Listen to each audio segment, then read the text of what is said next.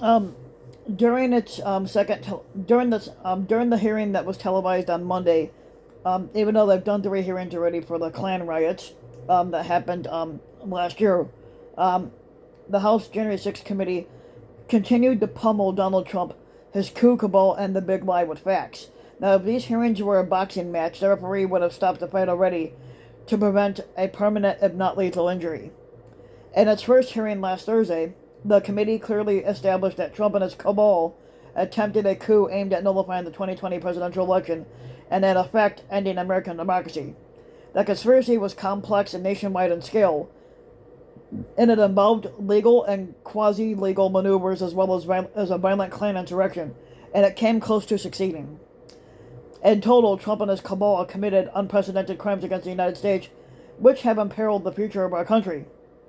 Um, on Monday, the committee presented evidence that Trump was repeatedly told by his political and illegal advisors that he had lost the election to Joe Biden, yet he continued to lie to the American people and, most importantly, his political cult sycophantic inbreds by claiming that the election had been rigged and stolen and that the results were illegitimate. 3 things: it was not rigged, it was not stolen, and it was not illegitimate. Now, Trump used the big lie to raise hundreds of millions of dollars from his sycophants, most of which was diverted into his own pocket, and as the pretext for his coup attempt. Legal experts have described these actions as constituting criminal fraud and conspiracy with a malice aforethought. Um, at Rolling Stone, Ryan Bort reported that Trump's official election defense fund, which never existed, raised $250 million, and that money went right back into Trump's pocket. So most of that money did not that money did not go to election litigation, but to Trump's newly created Destroy America PAC. The PAC then made contributions to Mark Meadows' charity, to a conservative organization employing former Trump staffers, to the Trump Hotel collection, and to the company that organized the January 6th Klan rally that attacked the Capitol. The evidence developed by the Select Committee highlights how the Trump campaign aggressively pushed false election claims to fundraise, telling sycophants it would be used to fight voter fraud that did not exist at all. This is what Amanda Wick, a lawyer for the January 6th committee, had said. The emails continued through January 6th, even though, as Trump spoke on the ellipse 30 minutes after the last fundraising email was sent to the Capitol, that the Capitol was breached. Now, in a recent interview with criminologist Greg Brock, he offered this type of profile on Donald Trump. Trump has no principles or ethics that he truly subscribes to. The only thing that matters to Trump is the accumulation of power and glorification. Now, Trump's basic con is that he's going to bring something to people who feel aggrieved or that they need something that he is fighting on their behalf, which he never did. But again, it's not even that Trump doesn't deliver what he promises. Lies, basically. Those people are not even really being conned. They know that Trump is a fucking con artist, but they admire the fact that Trump can push back, that he can thumb his nose at the law and rules and norms, and that he can abuse the law and everyone else for that matter and get away with it. A big part of why Trump's sycophants are captivated by him is because he basically says "fuck you" to everyone and gets away with it. And they see Donald Trump as an outlaw of some type. The January 6th committees on public hearings would seem to support Barack's conclusions and are clearly intended to provide evidence that could lead to Trump's prosecution and conviction. Now, up to this point, Attorney General Merrick Garland and the Department of Justice have given no indication that this will be likely. These hearings are much more than an attempt to provide a thorough accounting of the crimes of the day and the Trump movement's threats against American democracy. It also serves as a type of public teaching on the importance of shared understandings of truth and reality in a democracy. In his book on tyranny, Timothy Snyder writes, "Believe in truth. To abandon facts is to abandon freedom. If nothing is true, then no one can criticize power because there is no basis upon which to do it on. If nothing is true, then all is considered a spectacle. The biggest wallet pays for the most blinding of lights." Now, for many Americans, the January 6th committee's hearings are also a type of collective national therapy session, especially for those who have been most alert to the dangers of the Trump movement. Now, many of these voices were marginalized or ignored by the mainstream media. The political elites and other gatekeepers who continue to insist that Trump might pivot and become more normal and presidential in his conduct, which he was never presidential to begin with. And those same gatekeepers tend to dismiss warnings about rising American fascism and the right-wing political violence as being hysterical or hyperbolic signs of what they refer to as TDS, meaning Trump derangement syndrome. The institutions of democracy were strong. We were told America is an exceptional nation. Now, even after the events of January 6th, many of these same political elites had tried to minimize the events of that day as proof that somehow America's constitutional order was in fact strong because the coup did not succeed. Now, furthermore, the coup attempt was not as serious, but the actions of a spontaneous mob. Members of Congress were not in real danger, and the transfer of power was not in jeopardy. Now, as public evidence continues to affirm how serious Trump's coup attempt really was, many of those gatekeepers are now literally rewriting history in real time to make themselves look like stalwart guardians of democracy rather than the de facto collaborators or enablers of Trumpism.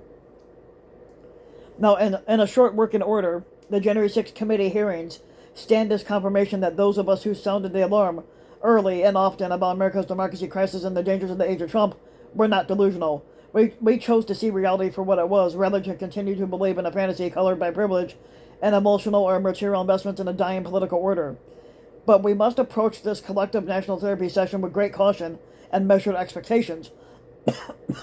As new information is revealed every day, and many of our suspicions are confirmed by the committee hearings, there will be a temptation to feel relief and exultation, and also to feel considerable anger and frustration. These hearings will not offer anything close to a real catharsis for those who are fighting to defend American democracy against Trumpism and the Republican fascist movement, but American society is too divided and the rot is too deep to be cleansed by a few weeks of the public hearings, no matter what revelations they may reveal. Now, psychologist Eric Fromm said this about the process of catharsis. Real conflicts between two people, those who do not serve to cover up or to project, but which are experienced on the deep level of inner reality to which they belong, are not destructive. They lead to clarification. They produce a catharsis from which both persons emerge with more knowledge and more strength, and we are not likely to experience such a thing in America in 2022. But in fact, the January 6th committee hearings will likely change very little about the country's overall political dynamics and democracy crisis. Expecting the hearings to bring justice is unrealistic. Now considering therapy and these hearings are more likely to bring disappointment than some type of healing and closure. Now, last Thursday, a reporter from CNN, Stephen Collinson, had echoed some concerns, noting that what happened on January 6th of 2021 is already familiar to most Americans, at least in general terms. This represents a challenge to the panel and created a new understanding of the outrage, since almost every potential viewer saw Trump trash the election for weeks and watched on television as his inbred sycophants marauded through Congress when it was certifying Biden's 2020 rightful win. Many Americans are now more preoccupied with current crisis, which include the gas prices being so high as they are, a soaring cost of the cost of living, and a pandemic that never seems to end. So the chances of the hearing stirring a new political awakening seem very low. Many voters long ago made up their minds about Trump, an extremely polarizing figure who draws revulsion but also great partisan loyalty. I don't understand how Trump can demand loyalty when he shows none in return.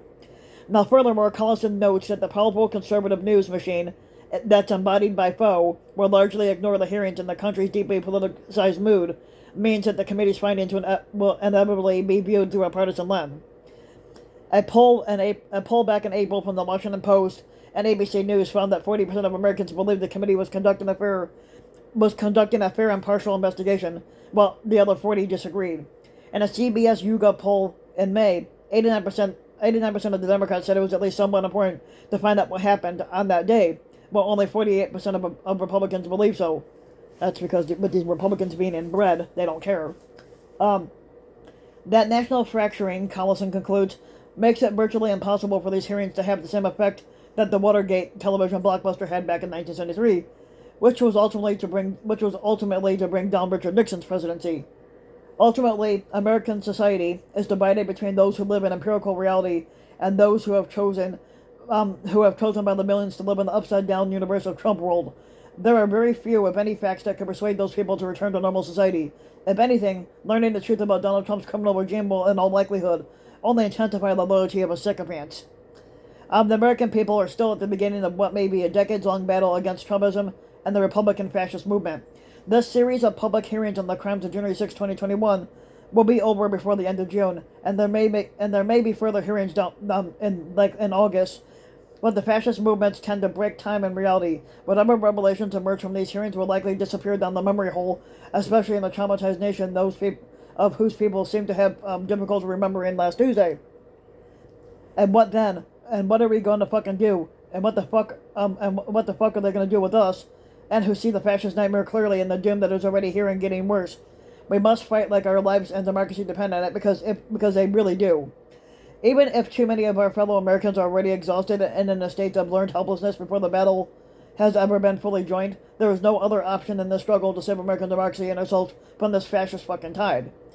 So if you like the video, you can get the video like and subscribe to my channel, RBW King. You can hit the notification bell so that you'll be notified when a new video comes out. And if you want to support my work even further, you can donate to my Patreon link, which you can find in the About section of YouTube. And for just as little as a few bucks a month, your donation can help go a long way, and thanks for listening.